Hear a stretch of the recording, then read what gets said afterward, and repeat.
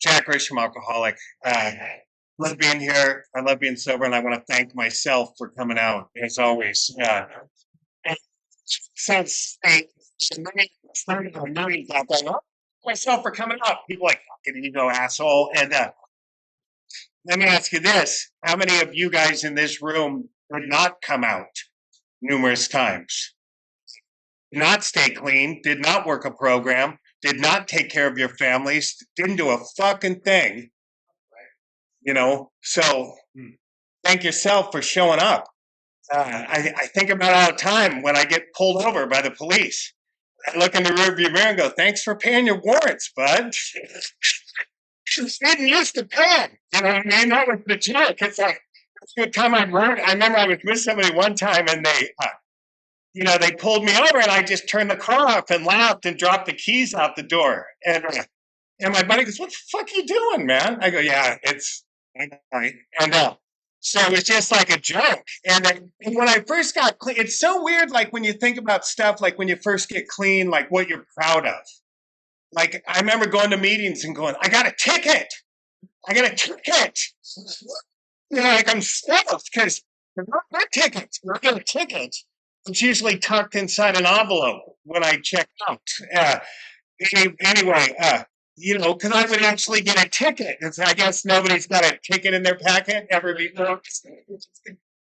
That's when you get out of here, too. It was a warrant. It wasn't a ticket. It was go to jail, and now I started bragging about having a ticket. The longer you stay here and you pay your registration and you're solid and you got insurance, you can argue. You can argue. You can get out of the car and start talking shit. And I'll tell you one time, well, I don't know where this is fucking going tonight. You're just going with it. And when they say quit, I'll quit. I'm with my kids. I'm also a dad. I got a couple of kids, and I've been married a couple times, and they all like me. They just don't want to be married to me. And so my one wife was gnarly, like a real like the gays loved her. You know what I mean? Because she was like a total bitch. And I don't mean that in a mean way. I mean, she was a bitch. You know what I'm talking about? Like just, just a bitch, like total, and super hot. Hot bitch. So if you're going to dress up or whatever, that's what you want to be. You know what I mean? Like nobody wants to be, you want to be a hot, that's what she was. A bit totally easily. And, anyway, so I got the kids, and I've been sober for a while at this time. I got my kids, I'm doing a surf check, right? I'm checking the surf. My daughter's got to get to school, so I got to get the kids back home, and I'm running late. So I'm jamming down PCH, and I get red lighted. And my daughter's in the car, and she's like a little 14-year-old shaved head, little anarchy punk, right? And she's sitting in the car, and I get the little one in the back, and we get red lighted. And that's not bitch at home, So it's like, quick, and I make a quick decision. She goes, hey, the cops are behind you. I go, yeah, fuck him. And she's like, at that moment, my daughter realized that anarchy and her jacket was cloth. And her father was the real thing. Behind that. Like none of you know that sound. Just sound. That's we stopped at a red light.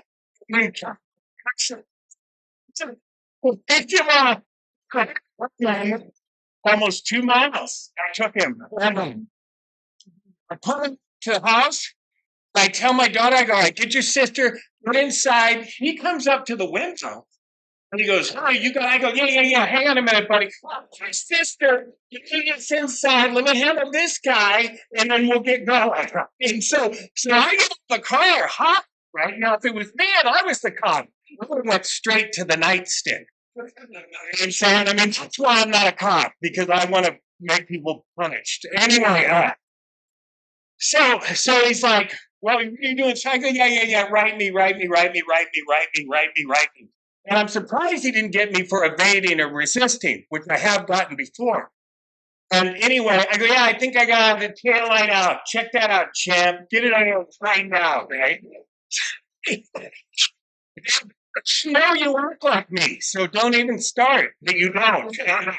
You know, and your mind's going, and you're going to do something, nobody's stopping you.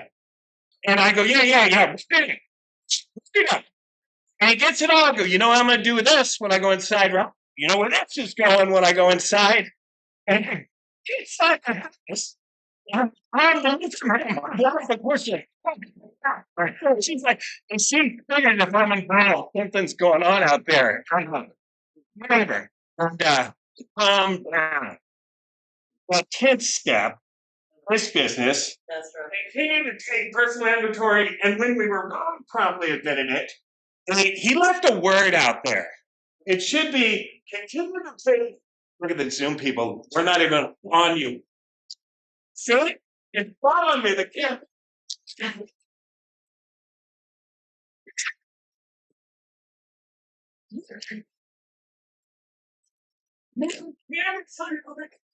This is the word they forgot to put in. And the first inventory, and when we realized we were wrong,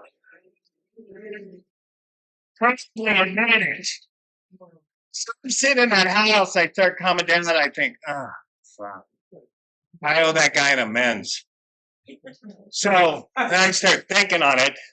I'm not prompt at it. But man, he was in my head every minute. He was in my head, rolling through my head. I'm thinking, I got to get up there. I got to get the ticket. I got to go clean this up, blah, blah, blah. And I'm walking down the bike path, right, back towards where the incident first took place. And there he is. Up there waiting where he came out after me. And I tell my wife, I go, hey, I gotta talk to this guy. And so he starts walking over and he sees me, and I'm not small. You know what I'm saying? 6'4", 330, lying about the 330. Anyway, so he sees me, and he stands up and he copies it with his hand. He goes, all right, just stay right there. I'm coming in for round 2. And it's going to get physical. I go, no, it's good. Look, dude, it's not like that, man. It's not like that. I want to say that I had no right to treat you the way I treated you. You're out here doing your job. You're watching out for the community, man. And the last thing you need is some fucking asshole like me fucking with you when you're out here just trying to do your job. I want to say thank you for keeping an eye out on the community, and I'm sorry for the way I treated you. You didn't deserve that. And I started to walk away, and he goes, hang on a minute, Matt. And he lifts his glasses up, and he's crying. He's got tears in his eyes, and he sticks his hand out, and he goes, 20 years on the job. And that's the first time anyone has ever apologized to me. So, yeah.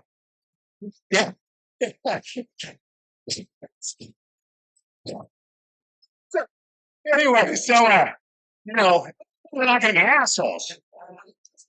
And the funny thing is, later on after that, I got pulled over again, and pulled over quite a lot. And this guy, I don't know why I'm talking about this, but you're going to get it anyway. And this guy pulls me over. I'm on the cell phone. I'm driving a buddy's car. The windshield's cracked. It's early in the morning. I look over. I see him. He sees me. I hold the phone. Right? And he stops. He gets behind me, and he says, you know why I stopped you? I go, yeah, I was speeding. I was on the phone. And the windshield's cracked. And I don't know if this guy's been up on his register. And he goes, yeah, hang on a minute. And he walks back the car. He goes, do I know you? I don't know. I live downtown. See me downtown? He goes, no, it's not downtown. How do I know you? I go, you go to the library sometimes. Maybe you're at the library. He goes, no, not the library. How do I know you? Why? He goes, I'm stumped, dude. I don't know. He goes, do you play in a punk rock band? I go, yeah. He goes, PSOL? I go, yeah. He goes, why didn't you just tell me that when I first pulled you over? I go, why the would I tell you that? He says, you know, you got a really good name down at the station. He goes, get off the goddamn phone. We'll see you later. And I just told that, you know, I told somebody that story online. And of course, these little pricks online, they go, see, fucking cops, they cut white in a break. Whatever, kids. And I just, and thank you for your talk. Thank you. I was just in London. I went to a meeting in Camden, and you know, it's bad. I go all over the world, and you know, 34 years sober. I go all over the world, and I was sitting in a well, it's not like I got nowhere else to go. I'm here because I got nowhere else to go, but I appreciate it. So, it broke like a bitch. Is what I'm saying. I mean, when I turned 21, this guy goes, "Oh, I go, I broke like a bitch, dude. Don't stop for that. I got nowhere else." Anyway, my sponsor, my last mentor, sponsor, friend, whatever you want to call it, he died right before he turned 50 years sober, and I was in a morning meeting with him, and he took his 45 years. Right? He was there to take his 45 years, and there was a newcomer there. And my guy Joe takes 45 years, and I'm watching this new guy's face, and he was bumming. He was bumming. Because he thought, fucking hey, 45 years, and this guy's still sitting here in this fucking room.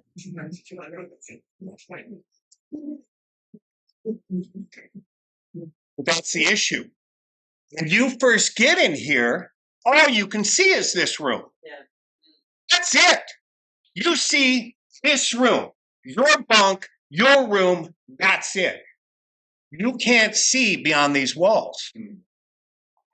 But the issue is, he had no idea where my sponsor had been. He had no idea. I was in a meeting this morning. You gonna say that to me? 34 years sober, you still sitting in these rooms? Still sitting in this meeting, this little hall? In your little coffee cup, styrofoam? Sitting down? That's it, bitch. That's all you got.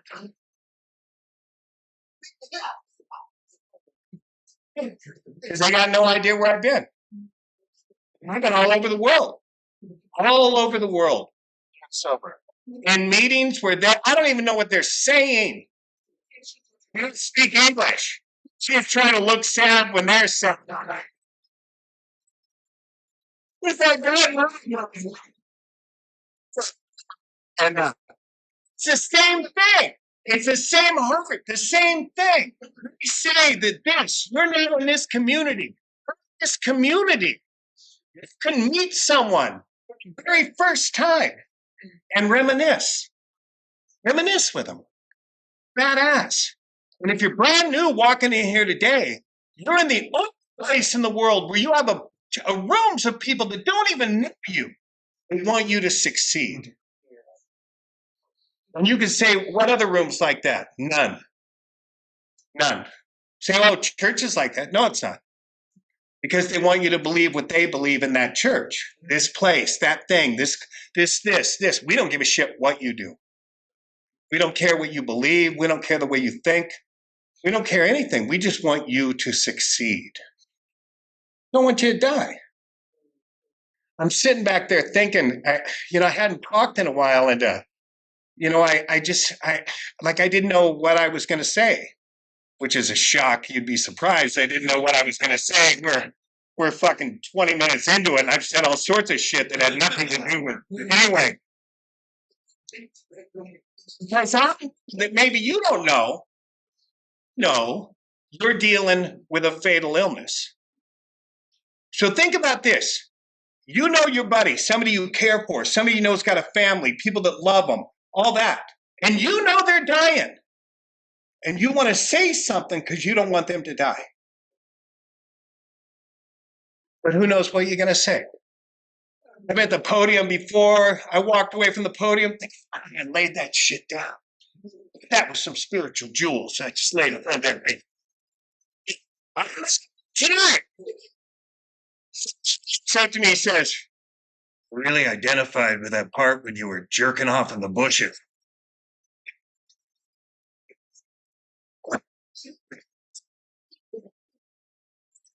3 years later, I'm still clean. Changed me, man. Jesus. Anyway, before I get to why I'm even here, think about it. I've been running hot lately. And you can imagine. I go to this one meeting, they call me Sugarcoat. Oh, Sugarcoat's here. And get a little hot about this stuff, man. I hear some crazy shit. People coming up with some crazy stuff, a lot of knowledge. When I got sober, the 2 tenets basically of Alcoholics Anonymous are love and service. Love and service. Love and service. That's it. Love and service. 2 words. Somewhere down the line, love and service has been supplanted by knowledge and control. I don't give a shit how much you read that big book. I don't care how many pages you can quote, or your fucking sponsor told you, or anything else. You read all the shit you want in the world. It's like many of us do trades or whatever. You get those guys coming in school and they've studied it all. How to rebuild a carburetor? Well, no, but let me tell you something here about that. It's like, you don't know nothing about that. You have your hand in the grease. Never touched a damn thing. It's all theory. Go in there quoting theory. Tell me about the hardest amends you ever had to make. Tell me that. And what'd you 4-step? How'd it feel when you read that 4-step to somebody else? Feel vulnerable? You feel open? Did you feel connected? I didn't feel connected when I read mine. I was bummed, man. What's your 11-step look like? Tell me a crazy 12-step call you went on. Let's do that. Action. You go to these meetings sometimes, you walk in a meeting, you make the topic depression. Everybody in the room's got their hand up. I got something to say about depression. Make it self-pity. Woo! Both hands are up. Everybody's in it. Make it about working these steps, working this program, sticking your hand out, doing this thing. See how many hands go up. And I wonder sometimes, what do we encourage here? We're encouraging recovery, we're encouraging bullshit. I remember when I first got sober, I'll tell you how I got here. I was living with my mother. And if it was up to my mother, I would still be living at my mother's house. Right? The Al-Anon people never got one hand on my mommy. Where you stand, gangster? Well, I'm over with my grandmother on mine. My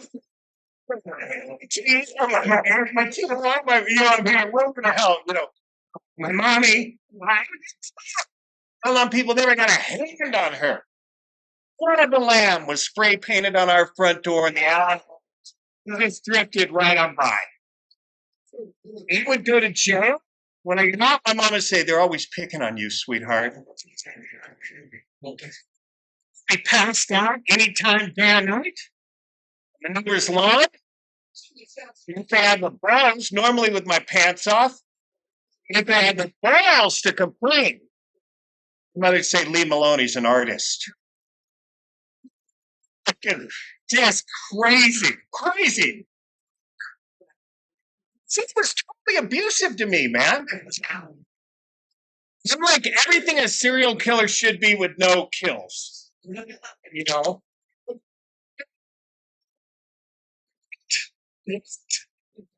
Intelligence dominating murder. She's pretty down man. Let me tell you what my mom did one time. Yeah, I got skinny about my mommy real quick. 62 years old, still talking about my mommy. Anyway, she got me clothes for Christmas. Just for Christmas. Wherever mothers get this shit from. At Christmas, like the magic store that just showed up. It materialized on the block. And she shows up, not with just a shirt. These were outfits. These are like geranimals for adults. Right. And I'm just, hey, Mom, thanks for those clothes. I go, but they were all mediums. She goes, that's the size you should be wearing. So, and I'm telling you what the next 4 times. So you are out. I'm exempt for what's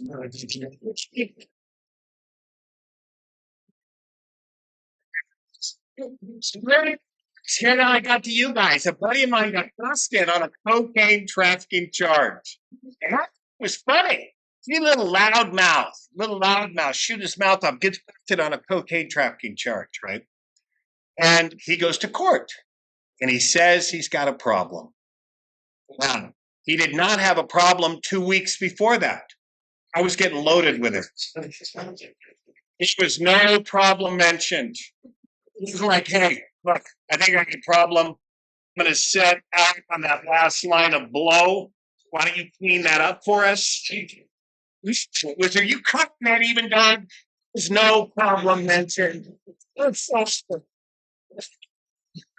And I'm not on a side note. I had an argument with my wife one time because she was watching Egyptian pyramid building bullshit, right? And she's going, we can take a 2-ton block and put it exactly, line it up. I guess fucking nothing. I have sat with a dude and watched him divide a pile of cocaine down to the grain. With just a rusty blade. I'm trying to run out. I'm split apart. So he goes to jail and says he's got a problem. So they go. And he's come to the judge, said he's got a problem, didn't have a problem before. Now he's got a problem with these 5'6", curly blonde hair, freckles. We're living in Long Beach. He's Roland County. Yes, he's got a problem now. He has a problem. So they take him and they send him to treatment. He goes up to treatment. Is there a big book in here? Not in here, huh? Are you kidding me? Nobody in here's got a big book? No one in here? There's no big book in this room whatsoever? It's like walking into church without a Bible. No big book? Nobody's making any effort to find one either.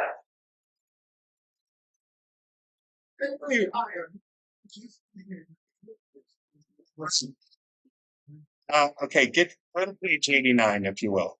Can I have your phone in my hand? Or do you got something on there that I don't want to be touched? He's looking at something. Okay. Okay, I can't see any of this. Okay, all right. Oh, okay, I got it. Thank you. Anyway, so he goes to treatment. I put him up to treatment, and the H&I guys get up there and start healing on him, or whatever the hell they're doing, pumping him full of the spirit, right? And he gets out of there, and he comes back to Long Beach, and he's got to heal the neighborhood. You know that guy, like your brother, just gets, all of a sudden, he's found God, so you need to find God, and he's going to come over and talk to you about it or whatever. So that's what this guy does. He gets out of there. Oh, thank you, Mark. Good. Thank you. Sure. Thank you. Thank you. Thanks.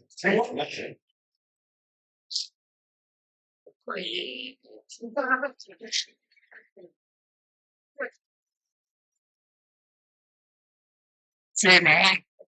But still, I've not been here. Anyway, so he comes to this neighborhood. It's like working hand in hand with Bill, Bob, and Jesus trip. And he's going to save the neighborhood. His first stop is my mother's house. She used to say my house, but I got on this about 20 years. It's kind of nice. I get nice.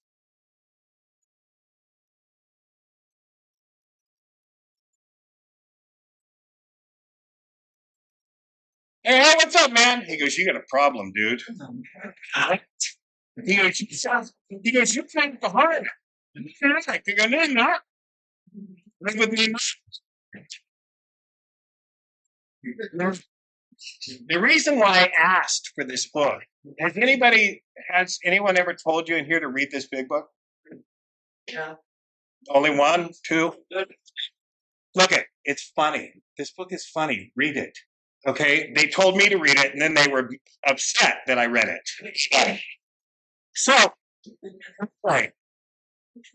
And I have everything. I'm a compulsive gambler, sex fraud, name it. I'm in. Sometimes I argue about being an alcoholic. Girlfriend goes, oh, that one missed you, huh? Anyway, so sometimes I would read this book for fun, just for fun. I'm sitting around the house and reading the book for fun, right? Well, one night I got on my lap. I'm reading the big book, watching TV. I'm watching TV. Now, some of you guys say, that God has a sense of humor or whatever. You put these, these human attributes on God. Anyway, big book here, the TV's on, and all of a sudden a commercial comes on for what is it? Not Viagra. What's the? I love it when you say it, man. So it comes on. So I'm still kind of pervy, right? So I'm like sitting there, I go, oh, what's going on up there? And look, I want to see the TV, right? What's happening is, if we're seeing one of those commercials, right? It's like a guy and a girl, it's a moonlit night. He's rubbing his pant leg. She's winking at him. He's winking back. Smooth music, and all of a sudden the voice comes on and says, tonight's the night. And when it goes down, you will be ready. I'm like, oh, this is the shit. And what I think it was the sales pitch for these people getting it on. The sales pitch. If God has a sense of humor, for some reason, God put my eyes down to the big book, and I found the sales pitch of Alcoholics Anonymous. Okay? So imagine this. Moonlit night.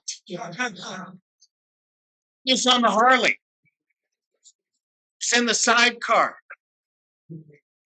Akron. This voice comes on. Life will take on new meaning.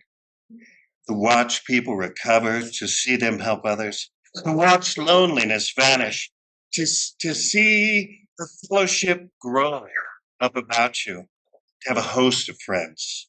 This is an experience you must not miss. You will not want to miss it.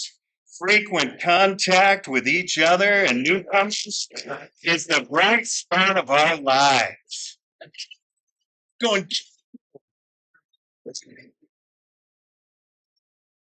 So, I'm working, right? And I'm working, but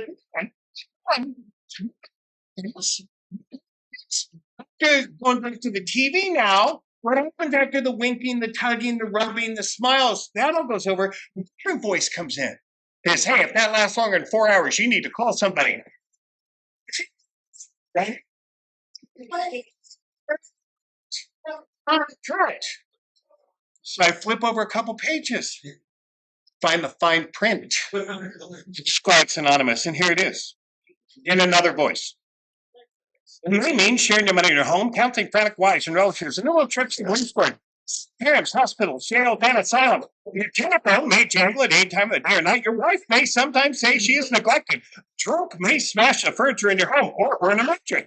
You may have to fight with him if he is violent. Sometimes call a doctor to make it instruction. Another time you may have to send for the police or an ambulance.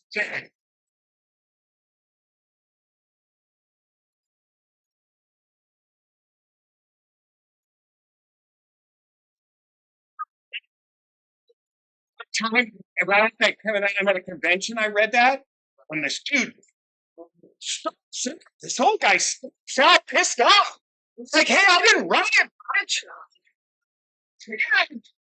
Oh my God. You're the one that told me to write this shit. That's something else what I found out. They don't want you to read too deep, too far. But when you read too deep, too far, you start looking at them. You realize that mouse flying, but the actions don't match. I hate to be an agnostic or an atheist quoting scripture, but I will quote to you. Matthew 23. Don't call yourself a teacher. Don't call yourself rabbi. Do not call yourself instructor or sponsor. We are all equal under God. God is the teacher.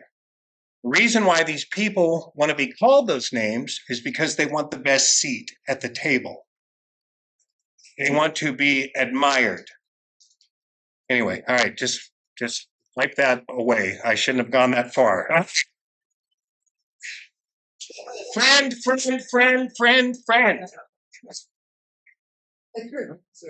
That's right. You want to know the highest you get around here? Servant.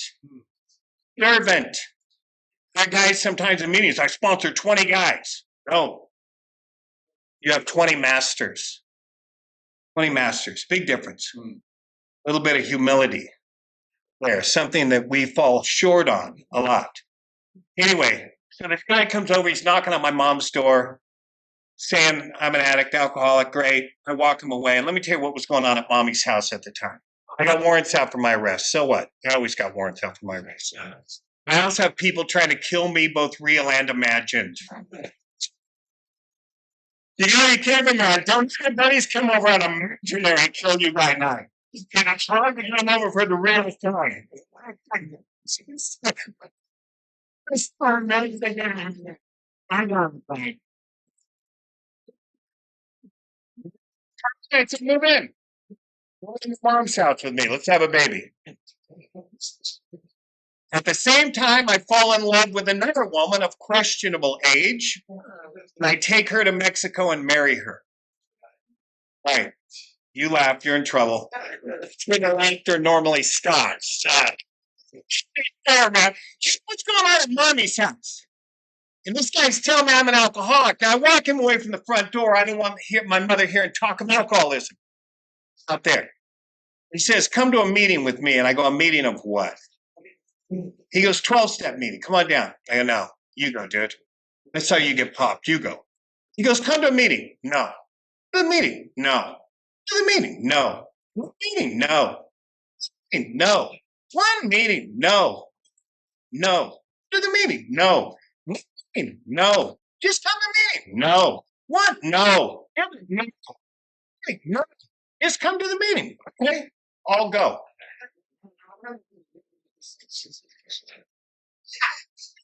And you know, I said I'll go. I'm an alcoholic. And I'll say anything to get you to shut the fuck up. Including, I'm Jack Grisham and I'm an alcoholic. Terrifying. Terrifying. You can be in here brand new, saying the truth and have no idea you're saying the truth. You hear these people say, oh, he doesn't even know he's lying. He doesn't even know he's saying the truth. It's even scarier. What does it mean to be an alcoholic? What does it mean when you say you're an alcoholic? It's terrifying. Like when you go to the doctor, and you give your test. Give your test, whatever you get your test for, and come back and you go, hey, how'd it go, man? The doctor goes, what do you mean? Huh? Fatal. You don't even need to pay your bill, young man. Fatal. And although I don't believe in God, I favor prayer in cases such as yours. How fucking terrifying that is? You know how terrifying that is? You can want this with all your heart, and too bad. Too bad for you. Too bad. Well, I got to do it this time. I got to stay clean. They're going to lock me back up. Too bad. Too bad. I got to do it for my kids. Too bad. I do it for my wife. Too bad. Fuck you. Too bad. You got no control over this deal. Terrifying. The reason why I thank myself for doing this is because, like I said earlier, I don't do this. And I've not done it a whole shitload of times. And our friend was saying, feeling good, feeling better. I get my ass kicked and I am sweetly reasonable, man. With the right beating. With the right beating, I am sweetly reasonable. It hurts. I'm humiliated. And guess what? A week later, it just doesn't hurt as much anymore. 2 weeks later, it hurts even less. And 3 weeks later, I forgot I got my ass kicked. And I do it again and again and again. You hear these guys and they'll say, I've worked my first step. Great. You have some knowledge or understanding of the first step. Working the first step and working the first step are two completely different things. There's a poem, Edna St. Vincent Malloy, and she says, pity the heart that's slow to learn what the quick mind sees at every turn. You can have it here. but not here. Hey, Jack, you're blacking out. So what? See how much I drank? Fuck you. Of course I'm blacking out. You're going to jail. Yeah, I'm laying on the yard with my pants off, dude. Of course I'm going to jail. Whatever it is, whatever you're drinking too much, you're doing this, doing that, doing this, whatever the hell it is. All that crap. Circumstance. I like it. Circumstance, circumstance, circumstance. That's not bottom. Circumstance is not bottom. A lot of you guys have heard of Nietzsche. You ever God is dead, Nietzsche. Well, Nietzsche backs up God. There's a thing where Nietzsche backs up God, and it's a thing where, where Christ says the kingdom of God. The kingdom of God is inside. Nietzsche said the same thing. The kingdom of God is not a place in heaven. It is a condition of heart.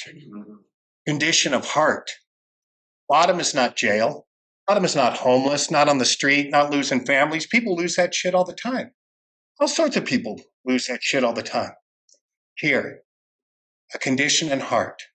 And how long does it take for it to get to here, to there? I'll tell you when I worked my first step. Really worked a first step. Not just saying I'm an alcoholic, because I'll say anything like I said, but when I really worked that first step, I was almost 2 years sober before I worked that first step. I was surfing one day. I'm not surfing. So bright, man, not a cloud in the sky. And read the big book. Have you ever heard hungry, angry, lonely, or tired? Shit. They weren't hungry, angry, lonely, or tired. They had just had a sandwich and a glass of milk. I had just broken out my robe and slippers. The day had gone off quite well. Drop. Load them up in every one of them. I was out surfing. I'm almost 2 years sober. I'm surfing. I'm going to go to the noon meeting. I'm not working. I'm living with my mom. I got a couple bucks in my pocket. Mother gave me money for the basket. Thanks, Mom. Walk in this meeting.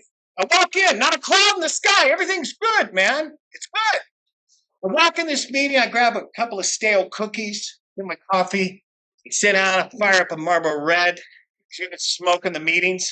Now you knew a long timer had yellow hair. They had sat in those meetings, the nicotine had got in their hair so bad. It's like, God damn, he got sober in the 40s.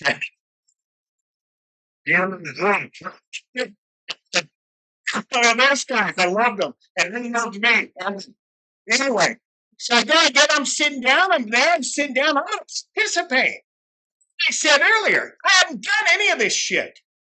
But I knew it, read it, heard it, could say it, hadn't done any of it. Done any of it. The only thing I have done is not take a drink, not gotten high. Thank God.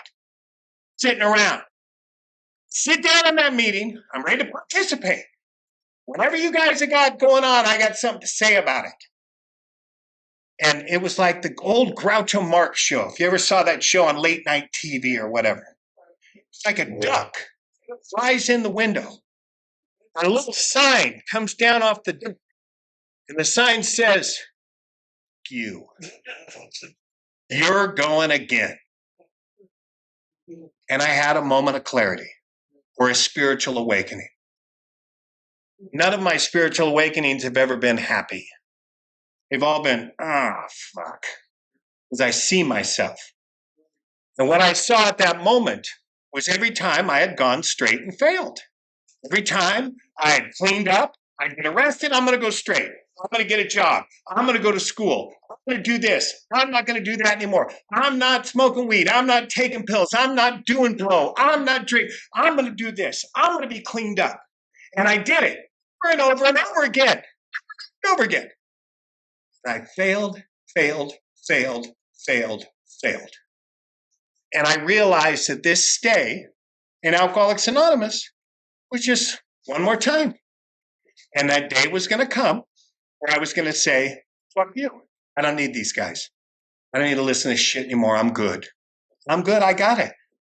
So what happens after that? I don't got it anymore. And I panicked. When you realize that you're the problem, and the same head is here saying, I want to do it. I want to be sober. I want to come to these meetings. It's the same head that says, no, I don't. And I don't give a shit who you got for a sponsor, how much of that book you've memorized, any of that crap, that doesn't matter. Because it's you. Here, guys say, I don't want to be here. Bullshit. Then you wouldn't be here. I don't want to call my sponsor, but I called him anyway. Bullshit. If you didn't want to call him, you wouldn't have called. You wouldn't have came to this meeting. You wouldn't have done this stuff because I know you. Me, you're not doing it. If you don't want to do it, you're not going to do it, no matter what. And I was terrified because I realized I was going again and I couldn't stop it. I had a great relationship with my daughter. My warrants were paid off. My life was good. I didn't want to lose it. I realized there wasn't nothing I could do about it. And I can guarantee that probably everybody in this room at one time has quit before and couldn't stay quit. I was panicked. And I looked around that room and I realized that nothing could help me in that room. Nothing. Nothing could help me unless there was a change of heart that I did not have. And then I saw this old dude, George Davis, he's old longshoreman. Got sober back in the late 40s. I saw George and I thought, but he's sober, man. I go, I know George. I believe he's sober, man. If I do what he does, if I launch in, if I do this shit, I too can stay sober. And what happened at that moment was, if you look at the big book and you hear these guys saying powerless, powerless, powerless, you know when power returns? Before you've even done a third step prayer. When you want to do this, when you realize you're going to do this and you do this and jump in fully, it says, as new power rushed in. New power rushed in. And I'm still here. And I'll leave you with this last bit of scripture. And I hate to be dropping scripture on you, but I will. There's a story about how the guy comes to Christ. He hunts Christ down because his son or his servant or whatever is dying. And he heads to the rabbi. And he says, Rabbi, will you come? Will you heal my boy? Will you come? If you come here, he'll be healed. And Christ looks at him and says, go back. It's already done. It's already done. Because you believed and because you walked, it's already done. Came in here, did this shit. I jumped in. I launched in. I made those amends. I cleaned that stuff up. I showed up. I came like a man. I was responsible for myself, not a child, taking responsibility for my own sobriety. And one day I looked back and I was healed from a seemingly hopeless state of mind and body. Because I jumped in and came with you guys. So anyway, I want to thank you for having me. And I hope that if I come back again, every one of you is in here. All these other seats are full too of people that are not dying. So anyway, that's it. Thank you.